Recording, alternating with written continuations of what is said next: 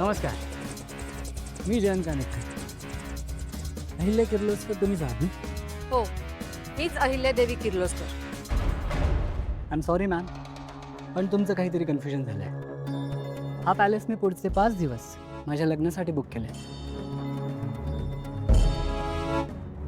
पण हा पॅलेस मी माझ्या मुलाच्या साखरपुड्यासाठी 2 दिवस बुक केलाय. इथे माझं लग्न आहे मॅम. 28 जान ते 1 फेब माझी बुकिंग आहे. आय एम शुअर मॅनेजरकडून काहीतरी चूक झाली असेल. I check with him. But I guess तुम्हाला तुमच्या मुलाच्या साखरपुड्याची तारीख किंवा व्हॅन्यू बदलावा लागेल. मला असं वाटतं खरंच तुमचा काहीतरी गोंधळ झालाय. तुम्ही खरंच मॅनेजरशी बोलून घ्या. He will be able to help you.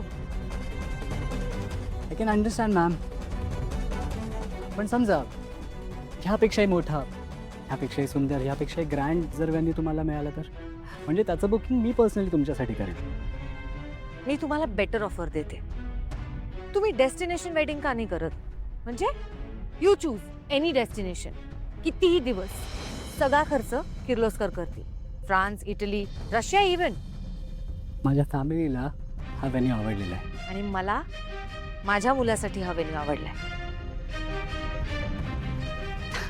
हे बघा मॅम, मी तुमच्या वयाचा मान राखतोय, पण तुम्ही तर रडून बसलात.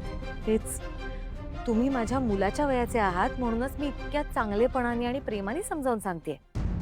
मॅडम, मीही माझ्या माणसांचा शब्द खाली पडू देत नाही.